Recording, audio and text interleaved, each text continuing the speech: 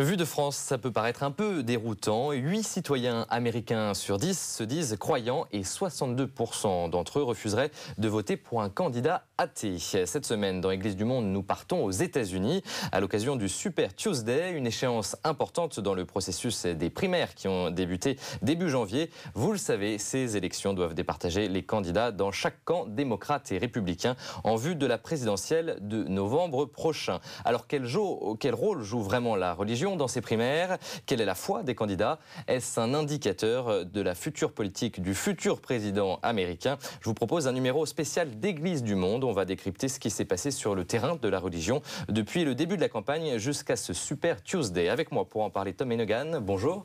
Bonjour. Vous êtes rédacteur en chef du service religion à Reuters. Alors on ne va pas rentrer dans les détails, mais qu'on comprenne bien comment ça se passe le système électoral américain. Il y a d'abord ces primaires. Quel est l'objectif de ces primaires? L'objectif dans les primaires, c'est d'élire les délégués pour la convention du parti qui se tient normalement en juillet-août. Et c'est une petite élection où on choisit les délégués qui vont élire le candidat. Donc à la fin, il n'en restera plus que deux. Un dans le camp démocrate et l'autre dans le camp républicain. Ouais. Alors cette année, on a eu l'impression qu'on a beaucoup parlé de Dieu dans ces premières semaines de campagne, de primaire. Est-ce qu'on en a plus parlé que d'habitude, que les autres élections? Oui, parce que les deux dernières élections qui ont été gagnées par George Bush étaient marquées par les faits religieux dans la campagne de George Bush. C'était la stratégie politique de son conseiller Karl Rove pour mobiliser les électeurs évangéliques. Et il y a bien sûr tout le temps Dieu dans les discours, mais d'une manière très vague. Mais George Bush a poussé ça plus en avant. Et les candidats, cette année-ci, pensent « Ah, il faut que je parle plus de Dieu, que je prie. » Parce que tout le monde s'y met, hein. Les républicains, on en a un peu plus l'habitude, mais les démocrates aussi. Hillary Clinton, Barack Obama, oui. On y va de son petit mot sur la religion. Oui, on a parlé du déficit de Dieu parmi les démocrates. Et les démocrates ont pris le leçon et ils parlent beaucoup plus de Dieu maintenant. Quel est le paysage religieux aux États-Unis? Il faut rappeler qu'il y a une multitude d'églises, notamment protestantes. Ah oui, c'est ça. L'Amérique, c'est plus de 80%, 85% chrétiens, d'origine chrétienne, mais l'Église catholique ne fait que 25%. Et le reste sont des églises protestantes de toutes couleurs. Le plus grand, c'est le Southern Baptist Convention, les baptistes du Sud, avec 22 millions. Mais il y a toutes sortes d'églises et comme ça, c'est un peu difficile à se placer exactement dans une église et gagner plus d'électeurs. Quel est le rapport entre religion et politique? On dit souvent que l'Amérique est un grand pays chrétien, que les États-Unis sont un grand pays chrétien. Est-ce que c'est vrai? Est-ce que c'est inscrit dans les textes? Non, pas du tout. Dans la Constitution, il y a bien une séparation entre les églises et l'État. Et c'est un peu comme la loi de 1905. Il y a une séparation, il y a une neutralité de l'État, mais en France, on a aussi une tradition d'anticléricalisme. Aux États-Unis, il n'y a pas de tradition d'anticléricalisme. En fait, c'est l'inverse. Les premiers Américains étaient plutôt religieux eux-mêmes, des croyants, des communautés croyants qui ont quitté l'Angleterre ou d'autres pays pour la liberté aux États-Unis. Et comme ça, la religion a toute sa place dans la sphère publique. C'est pour ça qu'on a vu des débats télévisés aux États-Unis assez surprenants, où je me souviens d'un débat où une journaliste posait à un des candidats « Quel est votre plus grand péché ?» par exemple. C'est quelque chose qui peut paraître un peu surprenant pour nous, Français. Ah oui, pour beaucoup d'Américains aussi, c'est surprenant, parce que c'est une question vraiment évangélique, ça. Ouais. Parce que les évangéliques aiment bien se confesser en public. Mais c'est un peu différent pour les catholiques, par exemple. À chaque église, son candidat aux États-Unis, ou ça c'est complètement faux? Non, c'est pas comme ça. Mais comme George Bush a pu mobiliser l'électorat évangélique, qui fait quand même, je crois que 40% des Américains se disent évangéliques d'une façon ou l'autre. C'est un électorat assez grand. Mais ciblé dans certains États. on verra par exemple en Super Tuesday, il y aura 4 États du Sud où l'électorat évangélique est très important, mais la Californie et New York aussi, où ce n'est pas du tout le cas. Alors on va faire un tour d'horizon de ces candidats. On va commencer par les démocrates, parce qu'ils ont beaucoup parlé de foi et de religion. C'est un peu plus surprenant que d'habitude, on vient d'expliquer. D'abord, Barack Obama, qui est de l'église méthodiste, c'est bien ça? Non, il est de l'église unie du Christ, c'est une église réformée. Et Barack Obama, il a le grand avantage d'être noir et parler comme un prêcheur noir. Et c'est un style aux États-Unis qui passe très bien. Dans la politique, les grands orateurs noirs ont un atout. Mais ça nous rappelle Martin Luther King? Exactement. Surtout son discours pour l'anniversaire de mort de Martin Luther King, de naissance récemment, c'était comme Martin Luther King, c'était dans le style. Et que Obama peut faire ça. Hillary Clinton, elle est méthodiste. Et pour elle, c'est plutôt... elle dit souvent, oui, j'ai prié. Pendant le scandale avec Monica Lewinsky, j'ai prié beaucoup. Et avant une élection, j'ai prié. Elle parle comme ça. Mais pas plus que ça, c'est pas tellement affiché. Alors, revenons sur Barack Obama. Il a des origines aussi noires. C'est le premier candidat vraiment sérieux pour cette présidentielle qui est de couleur noire et qui a été musulman, ou son père était musulman? Son père était musulman non pratiquant. Et il s'appelle Barack Hussein Obama. Et il a aussi vécu 4 ans en Indonésie, le plus grand pays musulman du monde. Et comme ça, il y a beaucoup de gens qui disent « il est secrètement musulman » ou il était élève dans un madrasa. Mais ce n'est pas vrai du tout. C'était une école normale à Jakarta.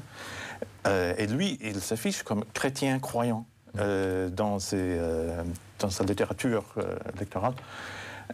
Mais c'est une campagne de diffamation contre lui, parce qu'on sait... Si on fait le lien entre Obama et Saddam Hussein, ou je ne sais pas quoi, ça peut être négatif pour lui. Est-ce que ça veut dire quand même qu'il va s'occuper plus profondément, s'il est élu, des questions qui sont liées à l'islam? Pas forcément, mais il aura certainement un esprit beaucoup plus ouvert pour des questions comme l'islam ou aussi la place des États-Unis dans le monde. Je crois que Obama, c'est quelqu'un qui peut imaginer la réaction à l'étranger beaucoup mieux que d'autres candidats. Il a une culture. Oui, il a une culture comme ça, mais c'est vraiment, il a vraiment pas beaucoup de liens avec l'islam. Il ne faut pas faire d'amalgame. Hein. Non. Mais il a une grand-mère encore en Kenya. Voilà, tout à fait. On voit des reportages de temps en temps aux États-Unis sur cette exactement. Et comme ça, il est allé en visite en Kenya. C'est quelqu'un qui a au moins voyagé. George Bush a quitté les États-Unis 2 fois avant son élection. Une fois au Mexique, pas très loin, et une autre fois en Israël. Oui, il est à l'opposé. Oui. Je pense que la foi m'a montré la voie pour me laver de mes péchés et recevoir la vie éternelle, a expliqué Obama à un journal chrétien américain. Et il en fait beaucoup quand même. Hein. Ah oui, pour une audience chrétienne, il parle comme chrétien. Mais normalement, c'est pas comme du côté républicain, par exemple. C'est pas aussi prononcé que ça. Vous parliez de Hillary Clinton, qui elle affiche également sa foi, mais d'une manière un petit peu différente. Oui, sa rivale. Hein. Oui, elle est méthodiste. Pendant des années, à la Maison-Blanche, elle ne parlait pas tellement de la religion. C'était pas nécessaire quand elle était première dame des États-Unis. Mais quand il faut en parler, elle parle plutôt de sa croyance, ses prières. Dieu, oui, elle parle de Dieu, mais c'est pas aussi clair que les républicains. C'est pas parce que les démocrates savent aussi. Il y a beaucoup d'électeurs démocrates qui n'aiment pas qu'on parle tout le temps de Dieu dans la campagne. Ils disent ça, c'est une chose privée. C'est compliqué parce que les démocrates, c'est un peu la gauche à la oui, française. C'est centre-gauche. Centre-gauche. Centre-gauche. Et il y a aussi Il y a des athées aux États-Unis, il y a des agnostiques. Eux, ils sont plutôt du côté démocrate. Est-ce qu'elle incarne bien ces valeurs familiales, Hillary Clinton? Oui, surtout sa loyauté à Bill. Surtout pendant tous les scandales, surtout la Monica Lewinsky, elle est restée loyale. Et ça, il y a surtout des femmes qui apprécient ça. Alors, elle a été soutenue par un révérend noir très connu aux États-Unis, Calvin Butt, je ne sais pas si je prononce bien, d'une église historique qui est située au cœur de Harlem. C'est pas étonnant de voir justement un pasteur noir soutenir Hillary Clinton côté démocrate et non pas Barack Obama? Non, il faut comprendre que Bill Clinton, ancien gouverneur de Arkansas, lui, il a grandi avec des Noirs. C'était en fait le premier président qui était tout à l'aise, parfaitement à l'aise avec les Noirs. Il a nommé beaucoup de Noirs dans son cabinet, dans des postes importants. En fait, Toni Morrison, la poète noire américaine, l'appelait le premier président noir des États-Unis. Oui. Et comme ça, ils ont beaucoup de liens très forts avec la communauté noire. Bill Clinton, après 2000, il s'est installé à Harlem. Son bureau est à Harlem, le quartier noir traditionnel de New York. Mais un candidat comme Obama, c'est effectif. Il plaît encore plus aux Noirs. Et comme ça, les Noirs sont divisés entre les Clinton, grâce à Bill, et Obama. Un chrétien noir, il votera plus facilement pour Obama ou Oh non, ça dépend. Non, c'est pas aussi prononcé que ça. Voilà, non, c'est vraiment, ils sont vraiment divisés. Alors, les Kennedy ont apporté leur soutien à Obama. On sait que les Kennedy sont catholiques. Est-ce que ça peut influencer le vote catholique aux États-Unis? C'est difficile aussi parce que le vote catholique, c'est pas un bloc. C'était au moment de l'élection du président Kennedy encore un bloc démocrate. Mais maintenant, j'appartiens à la classe moyenne, ils sont plus dans la classe ouvrière, si on veut. Et non, ça peut influencer plutôt les démocrates qui sont indécis. Et c'est surtout le message de l'espoir dans les discours d'Obama qui inspire les Kennedy. Une chose, c'est ça. L'autre, c'est que Bill Clinton, dans la campagne, parce qu'il fait campagne pour sa femme, il a dit des choses peut-être pas très polies sur Obama. C'est dur. Oui, c'est dur. Ah, oui. C'est violent, hein? C'est lui qui dit les choses dures dans la campagne des Clinton. Et Hillary reste au-dessus de tout ça, mais Bill pousse. Et il essaie, en fait, de pousser Barack Obama dans le coin noir, les candidats noirs. Mais Obama se présente comme candidat pour tout le monde. Et en fait, il est au-delà de cette vote communautaire noir. Alors on va passer du côté des républicains qui étaient un peu plus nombreux, en tout cas où c'était peut-être un peu plus indécis entre un plus grand nombre de candidats. Est-ce que la foi est plus marquée du côté républicain? Oui, parce que c'est vraiment l'électorat évangélique, c'est plutôt dans le camp républicain. Pas complètement, mais la grande part des électeurs évangéliques. Et comme ça, Mike Huckabee, pasteur baptiste, il a affiché sa foi, bien sûr, c'est très clairement. C'est un peu plus difficile pour Mitt Romney parce qu'il est mormon. Alors justement, Mitt Romney, voilà, ça c'est un candidat très étonnant. Mormon, qui sont les Mormons?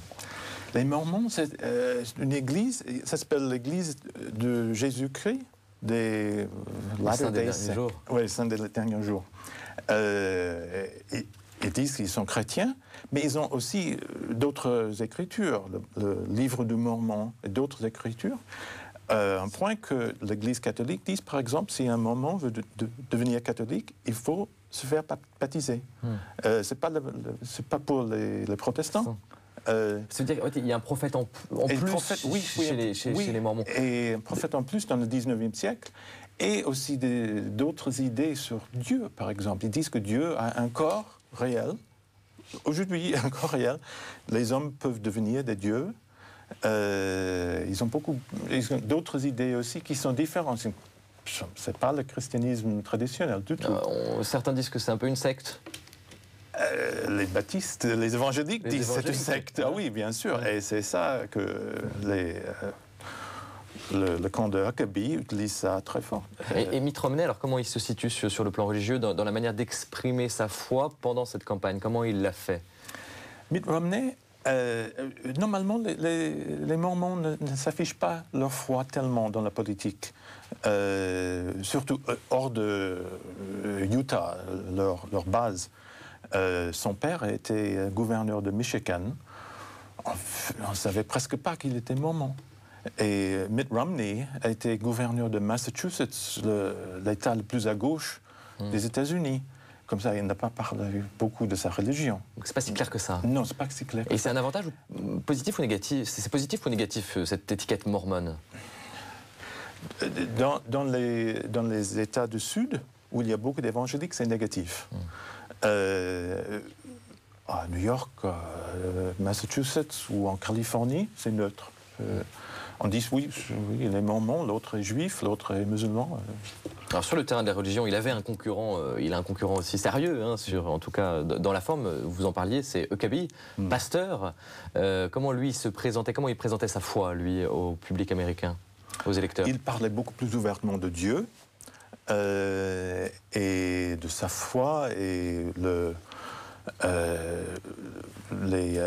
côté positif de la foi dans la politique, etc. Mais il a fait une grosse erreur en parlant de la Constitution et en se demandant si la Constitution correspond aux principes de Dieu. Et ça, il a franchi la ligne rouge. On ne peut pas parler trop en détail de sa foi. Donc il faut parler de Dieu, mais pas trop. Pas trop, parce que dès qu'on commence à parler théologie, ça peut aliéner les autres. Et par exemple, les Juifs. Oui. C'est clair avec les Juifs, mais aussi avec d'autres protestants qui ne sont pas d'accord. Et remettre en cause la Constitution, c'est presque un péché pour les conservateurs américains. Il ne faut pas que l'autorité soit trop forte. Oui, exactement. Je crois que vraiment, il a popularité limitée dans le Sud, dans les États comme ça. Et il ne fera pas grand-chose dans le Super Tuesday. Après, il va disparaître, je crois. Est-ce qu'on peut dire que c'est le candidat de l'extrémisme religieux pour certains ou comment il a été perçu? Extrémisme... C'est un peu loin, c'est un peu fort. Oui, c'est un peu fort, parce qu'il y a plus déterminé que lui. Il ne veut pas afficher les 10 commandements dans les tribunaux, par exemple. Alors, il y a un autre candidat, on n'en a pas encore parlé, un des grands favoris dont on parle depuis plusieurs semaines, John McCain, qui, lui, a un discours de foi également, qui parle de religion. Oui, mais en fait, pour lui, c'est plutôt la sécurité, les questions sécurité, la politique étrangère, aussi le franc-parler. Il est connu pour ça. Quand il parle de la foi, il parle de Dieu, aussi de sa foi pendant les 5 années où il était prisonnier de Viet Cong. C'était un ancien combattant de la guerre du Vietnam. Oui, il était abattu, était pilote, il était abattu et était prisonnier à Hanoï pendant 5 ans. Et quand il parle, il dit « c'est ma foi qui m'a sauvé ». Et tout le monde le respecte pour ça, c'est pas de question. Mais pour lui, les grands sujets sont plutôt la sécurité nationale, le terrorisme, comme ça. Lui, il a, en 2000, parce qu'il était candidat dans les primaires de 2000 aussi, il a décrit les grands leaders de la droite chrétienne comme les agents d'intolérance. Ah oui. Oui, et parce que c'est son franc-parler. Et il y a des évangéliques maintenant qui disent « Ah, si c'est McCain, j'aurais du mal à voter pour lui parce que, comme il a parlé de Pat Robertson à ce moment-là. » Mais à la fin, si c'est John McCain, c'est le seul candidat républicain. Mais il y aura peut-être une baisse de la mobilisation de l'électorat évangélique. Alors, je voulais parler aussi d'un dernier candidat républicain qui s'est déjà retiré. Il a été assez décevant. Il s'agit de Giuliani, l'ancien maire de New York. Et c'est le seul, finalement, candidat, c'était le seul candidat catholique romain. Oui, oui. Mais c'est intéressant parce qu'il est catholique romain, mais en même temps, pour l'avortement, pour le mariage gay, 2 fois divorcé, c'était pas du tout le candidat idéal. Drôle de catholique.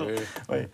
Et lui, en fait, ce n'était pas son côté religieux ou pas religieux qui était un désavantage pour lui, mais plutôt, il a tout visé sur le primaire de Floride et tout visé sur les questions de la sécurité.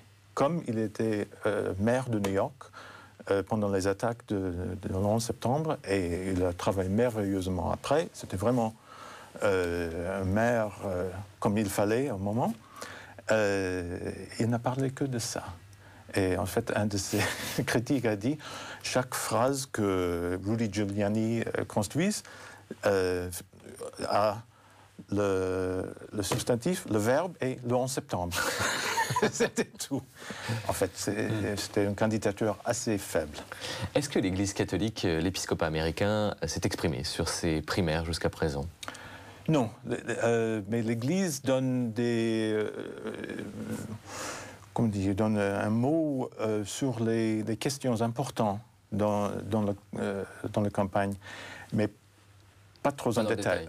La question de la vie, par exemple, ça c'est important. Avortement. Euthanasie. Euthanasie, on n'en parle pas tellement aux États-Unis. Immigration, c'est un thème très important. Et là, l'Église catholique est plutôt à gauche. Dans la politique américaine, l'Église catholique est à gauche pour les questions de la pauvreté, guerre en Irak, immigration. Plutôt Obama ou Clinton. Oui, oui.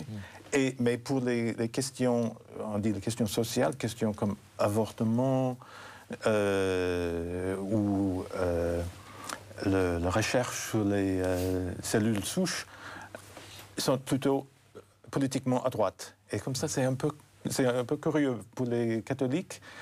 L'opposition de l'Église à la guerre en Irak, c'était difficile pour quelques catholiques aux États-Unis. Alors justement, la guerre en Irak, les catholiques aux États-Unis, ça me fait penser à George Bush, l'actuel président américain, qui a toujours affiché sa foi. Il est évangélique, on l'a dit pendant l'émission. Il s'est rendu pour la première fois au Vatican en juin dernier, une rencontre inédite avec Benoît XVI. Quelques souvenirs en images. Le président George Bush a rencontré Benoît XVI pour la première fois à l'occasion d'une visite officielle au Vatican. Lors de leur rencontre d'une demi-heure, les deux hommes ont parlé du conflit israélo-palestinien, de la situation en Irak, que le Saint-Siège a qualifiée d'inquiétante, et particulièrement de celle des chrétiens au Proche-Orient. George Bush a offert au pape un bâton blanc sur lequel sont inscrits les 10 commandements, une œuvre réalisée par un Texan de Dallas qui fut sans abri pendant un temps. Benoît XVI a de son côté donné au président américain une médaille de son pontificat et une ancienne lithographie de la place Saint-Pierre. Les responsables du Saint-Siège ont parlé des convictions partagées entre l'Église catholique et le gouvernement Bush. George Bush est très attentif à la protection des valeurs de la vie, de la famille et de l'éducation. Ce sont des thèmes sur lesquels l'Église travaille et qui l'intéressent beaucoup. Elle apprécie aussi l'action à ce niveau accomplie par le président des États-Unis. Après l'audience privée entre les deux chefs d'État, la First Lady américaine Laura Bush a rejoint les deux hommes accompagnés de la suite présidentielle américaine, dont faisait notamment partie Francis Roney, l'ambassadeur des États-Unis près le Saint-Siège. Il s'agissait de la première rencontre entre George Bush et le pape, et désormais les États-Unis attendent la visite de Benoît XVI. Alors, lors de son élection, George Bush avait été soutenu par les évangéliques, une très forte majorité l'avait soutenu. Est-ce qu'en fin de mandat, ils sont déçus ou ils sont satisfaits? Je crois qu'ils sont plutôt déçus parce qu'ils ont pensé qu'un président évangélique allait peut-être combattre la loi, parce qu'il y a le jugement de la Cour suprême pour l'avortement, allait soutenir les initiatives religieuses beaucoup plus qu'il le faisait. On voyait surtout avec la question de Cour suprême, les évangéliques pendant 20 ans, 30 ans, rêvaient d'un Cour suprême plutôt à droite, avec des juges évangéliques. Et George Bush avait la chance de pouvoir nommer 2 juges. Et qu'est-ce qu'on a? deux juges catholiques. Forcément. Ils sont conservateurs, mais ils ne sont pas évangéliques. Ça, c'est la déception. Oui, exactement. Merci Tom Menegan pour toutes ces explications. Je rappelle que vous êtes rédacteur en chef du service religion à l'agence Reuters. Voilà, c'est la fin de cette émission, Église du monde consacrée aux primaires américaines. On se retrouve la semaine prochaine pour un nouveau voyage à travers les églises du monde.